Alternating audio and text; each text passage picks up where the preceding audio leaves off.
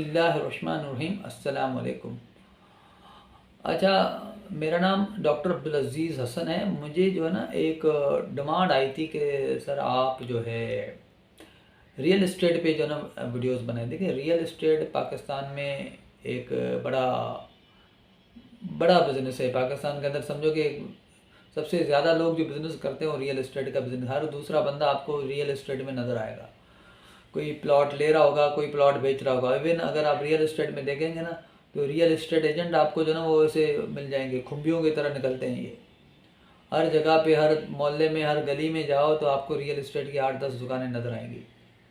तो इसकी वजह ये है कि रियल इस्टेट में एक तो कोई क्वालिफ़िकेशन की आपको ज़रूरत नहीं है, कोई भी बंदा मुंह उठा के आके दुकान खोल सकता है। और दूसरा इसमें कि इस फील्ड के अंदर आपको झूठ बोलना और जो ना सामने वाले को जो है ना बेवकूफ़ बनाना जो है ना वो आपको आता हो तो आप इजीली जो है ना अपना बिज़नेस ग्रो कर सकते हैं। क्योंकि हमारा जो एक्सपीरियंस मेरा रियल इस्टेट्स के साथ बहुत अच्छा खासा है। तकरीबन कोई 10-15 साल से मैं उनके साथ डील कर रहा हूँ। तो भले कोई कितना भी क्लेम करे कि मैं तो बिल्कुल ईमानदारी से काम कर रहा हूँ, मेरा तो बिल्कुल फेयर काम है, लेकिन जो है रियल इस्टेट के अंदर एक टर्म यूज़ होता है टॉप। टॉप का मतलब ये होता है कि एक चीज़ जो है ना सामने वाला कस्टमर जो है या जो सेलर है वो 50 लाख की बेच रहा है, मार्केट भले 52 लाख की है, 53 लाख की है। रियल इस्टेट एजेंट क्या करता है, वो कहता है सामने वाले को, कहता है ठीक है मैं आपको 50 लाख रुपए ही दिलाऊंगा। आगे मेरी गेम है, मैं कैसे जो है ना सामने वाले को सेल करता हूँ। तो फिर वो करते क्या है कि जो सामने वाला बंदा, जो कस्टमर आता है, उसको 60 लाख 58 लाख कोट करते हैं, करते करते 52-53 लाख पे उसको बेच देते हैं। उधर से भी कमीशन लेते हैं, इधर से भी कमीशन लेते हैं, और दरमियान में ये 2-3 लाख रुपए टॉप भी लगाते हैं। यानी एक चीज़ जब 50 लाख की कस्टमर दे रहा है, सामने वाला सेलर दे रहा है, तो आप बायर को 50 लाख की ट्रांसफ़र करो ना। ये दरमियान से 3 लाख क्या किस खाते के तुम ले रहे हो? इसको वो अक्लमंदी, इसको वो समझो कि अपनी स्किल्स और बड़ा बड़ा चढ़ा के पेश करते हैं। लेकिन मेरे हिसाब से सीधी सीधी 2 नंबरी है, हराम का पैसा है। ठीक है, ये सीधा सीधा हराम है। आपको एक चीज़ 50 लाख की है तो आप कस्टमर को बता दे भाई ये सामने वाला बंदा 50 लाख की बेच रहा है, लेकिन मैं जो है ना 50 लाख की नहीं दूंगा, मैं 50 लाख में से ले चुका हूँ, अब मैं 52 लाख की दे रहा हूँ। ये तो फिर भी समझ में आने वाली बात। आप सामने वाले से डन करके 50 लाख आए हो और कस्टमर को जो खरीदार है उसको आप 55 लाख 60 लाख कोट कर रहे हो। ठीक है, और कमीशन भी ले रहे हो। अगर तुम्हारी अपनी चीज़ है तो फिर कमीशन किस बात की ले रहे हो? ठीक है, तो ये जो है रियल इस्टेट में का बिज़नेस जो है, वैसे मैं पर्सनली इस बिज़नेस को पसंद नहीं करता। उससे होता ये है कि हमारा पैसा जो है वो रियल इस्टेट में स्टक हो जाता है।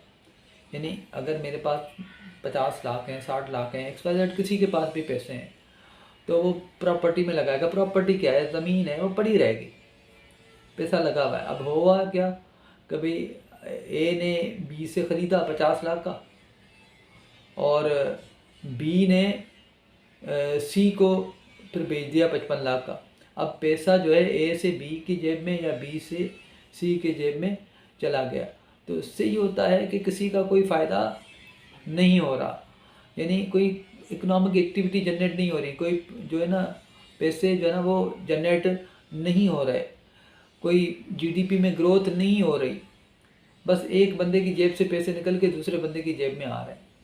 तो रियल इस्टेट का कारोबार मेरे नज़दीक अच्छा कारोबार नहीं है। हालांकि मैंने खुद इसको किया है, हम किसी न किसी तरह से इसमें इन्वॉल्व हैं।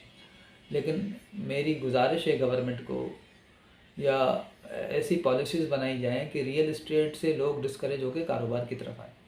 इससे होगा ये कि पैसा तो लोगों के पास है, लेकिन वो प्रॉपर्टी में डंप करके बैठे हुए हैं। इवन जो हमारी एग्रीकल्चरल लैंड है वहाँ पे अगर सोसाइटीज़ बन रही हैं, तो एक ज़मीन पे जहाँ पे कोई खेती बाड़ी होके कुछ प्रोडक्शन हो सकती थी वो भी गई। ठीक, खाली ज़मीन पड़ी हुई है, इसने ले ली उसने ले ली और वो अपने पास रख के बैठे हुए हैं, कोई फ़ायदा नहीं है। तो बेहतर है कि कोई ऐसा जो ना वो चीज़ें क्रिएट की जाएँ जिससे जो है लोग इन्वेस्टमेंट की तरफ जाएं, कोई फैक्ट्री लगाएं, कोई छोटा सेटअप लगाएं, जिससे मुल्क के अंदर कोई प्रोडक्शन हो, मैन्युफैक्चरिंग हो। पाकिस्तान की बका सिर्फ मैन्युफैक्चरिंग के अंदर है। या तो हमारे IT स्किल्स में लोग इतने स्ट्रांग हो कि लोग जो है वो बाहर मुल्क जाएं या पाकिस्तान से बैठ के पैसे कमाएं, या तो फिर हमारे पास मैन्युफैक्चरिंग लगे, यानी हमारे मुल्क में प्रोडक्शन हो। सर्विस सेक्टर इतना सपोर्ट नहीं कर सकता, या मर्चेंडाइजिंग या बनी बनाई चीज़ आगे बेचना, ये इतना हमारे लिए बेनिफिशियल नहीं है। हमारे लिए बेनिफिशियल इस वक्त है मैन्युफैक्चरिंग। जितनी मैन्युफैक्चरिंग होगी पाकिस्तान का उसका फ़ायदा होगा। तो रियल इस्टेट में real estate agents, real estate का जो बिज़नेस, मैं इसको स्ट्रांगली डिस्करेज करता हूँ, ठीक है। और इसके अंदर बिल्कुल जो है क्योंकि ये हमारे बस में नहीं है चीज़ों, पॉलिसीज़ बनाना गवर्नमेंट का काम है। अब लाजमी बात है, मेरे भी पैसे अगर रियल इस्टेट में हैं तो मेरे पास कोई ऑप्शन नहीं है, मैं करूँ तो क्या करूँ। लेकिन गवर्नमेंट अगर उस साइड को डिस्करेज करेगी, यहाँ से इंटरेस्ट रेट कम होगा, कारोबार के लिए कोई हालात मवाफ़ होंगे, टैक्स वगैरह के लिए जो है ना कोई छूट होगी, तो डेफिनेटली हम भी उस तरफ मूव करेंगे। तो एनीवेज़ ये चीज़ जो है, अल्लाह करे जो है ना कहीं से जो है ना ये मेरा पैगाम जो कंसर्न अथॉरिटीज़ हैं उन तक पहुंच जाए कि इन चीज़ों को थोड़ा सा फोकस करें। पाकिस्तान के हालात जो है इंशाल्लाह बेहतर होंगे। Thank you very much.